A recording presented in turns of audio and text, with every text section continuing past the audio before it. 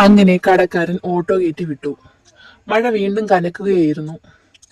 ഇടയ്ക്കിടയ്ക്ക് ഓട്ടോക്കാരൻ തിരിഞ്ഞ് അവളെ നോക്കുന്നുണ്ടായിരുന്നു. എന്നിട്ട് ഓരോ വിശേഷങ്ങൾ ചോദിക്കാൻ തുടങ്ങി. എന്താ താമസിച്ചത്, ബസ് കിട്ടിയില്ലേ, എവിടെയാണ് വർക്ക് ചെയ്യുന്നത്, അങ്ങനെ ഓരോരോ ചോദ്യങ്ങൾ.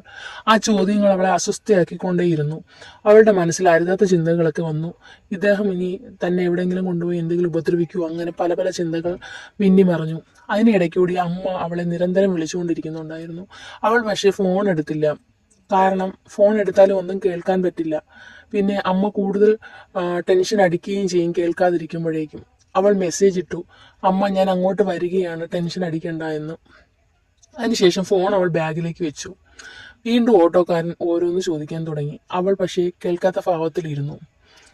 കുറേ ദൂരം മുന്നോട്ട് പോയി അവൾ വീണ്ടും അവളുടെ കണ്ണം നടഞ്ഞു. അവൾ ഞെട്ടി ഉണർന്നു. സ്ഥലം അയാൾക്ക് പറഞ്ഞു കൊടുത്തതുകൊണ്ട് അയാൾ വിട്ടടിച്ചു പോവുകയായിരുന്നു. അങ്ങനെ ഒടുക്കം അവളുടെ വീടിന്റെ അടുത്തെത്തി.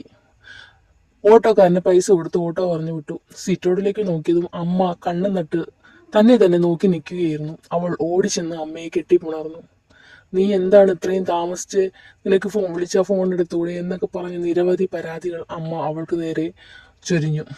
അമ്മ, ഞാൻ എല്ലാം വിശദമായിട്ട് പറയാം. ഞാൻ ഫോൺ എടുക്കാഞ്ഞത് മനഃപൂർവ്വമല്ല. ഫോൺ എടുത്താലും കേൾക്കാനൊന്നും പറ്റില്ലായിരുന്നു, അവൾ അമ്മയോട് പറഞ്ഞു. അങ്ങനെ അമ്മയും മോളും കൂടി ഹാളിലേക്ക് കടന്നു. അവർ സെറ്റിയിലിരുന്നു. അമ്മ മോളോട് ഓരോ കാര്യങ്ങൾ ചോദിച്ചു. എന്തു പറ്റിയതാ, എന്താ ഇത്രയും താമസിക്കാൻ കാര്യം? ഞാനാണെങ്കിൽ വിളിക്കാത്ത ദൈവങ്ങളില്ല, എന്തോ ഇത്രയും നേരം ഞാൻ പൂജാമുറിയിലായിരുന്നു. ഞാൻ അനുഭവിച്ച ടെൻഷൻ നിനക്ക് മനസ്സിലാവില്ല. നീ ഒരു അമ്മയായാലേ നിനക്ക് ആ ടെൻഷൻ എന്താണെന്ന് മനസ്സിലാവുകയുള്ളൂ, അവർ അവളോട് പറഞ്ഞു. അവൾ പറഞ്ഞു, അടങ്ങമ്മേ, ഞാൻ കാര്യങ്ങൾ പറയാം. അവൾക്ക് അനുഭവിച്ച പേടിയും ടെൻഷനും ഒന്നും അമ്മയെ അറിയിക്കാതെ ലഘുവായിട്ട് അവൾ കാര്യങ്ങൾ അവതരിപ്പിച്ചു. കാരണം അമ്മ ചിലപ്പോൾ വീണ്ടും ടെൻഷൻ അടിക്കുകയും പേടിക്കുകയും ചെയ്യും. അങ്ങനെ അവൾ പറഞ്ഞു, ഞാൻ ബസ്സിൽ നിന്നും മയങ്ങിപ്പോയി, സ്റ്റോപ്പ് എത്തിയത് അറിഞ്ഞില്ല, വേറൊരു സ്ഥലത്ത് നിന്ന് ഇറങ്ങി, അവിടുന്ന് ഓട്ടോ കിട്ടി അങ്ങനെ വന്നതാ, അതിൻ്റെ കൂടെ മഴയും, അതുകൊണ്ട് അമ്മ ഒന്ന് സമാധാനപ്പെടുക, അവൾ ലഘൂകരിച്ച് പറഞ്ഞു. പക്ഷേ പറയുന്നെങ്കിലും അവളുടെ മനസ്സിൽ ഒരു കടലിരമ്പ് പോയായിരുന്നു. അവൾ അനുഭവിച്ച വേദനയും ടെൻഷനും അവൾ അപ്പോഴും ഒരു നോവായി അനുഭവിക്കുകയായിരുന്നു. അങ്ങനെ എങ്കിൽ ശരി, അമ്മ പറഞ്ഞു, നീ പോയി ഫ്രഷ് ആയിട്ട് വാ, ഞാൻ നിനക്ക് ചായ എടുത്ത് വയ്ക്കാം. അങ്ങനെ അവൾ ഫ്രഷ് ആവാനായിട്ട് പോയതും അമ്മ അവൾക്ക് നല്ല ചൂട് ചായ കൊണ്ട് കൊടുത്തു.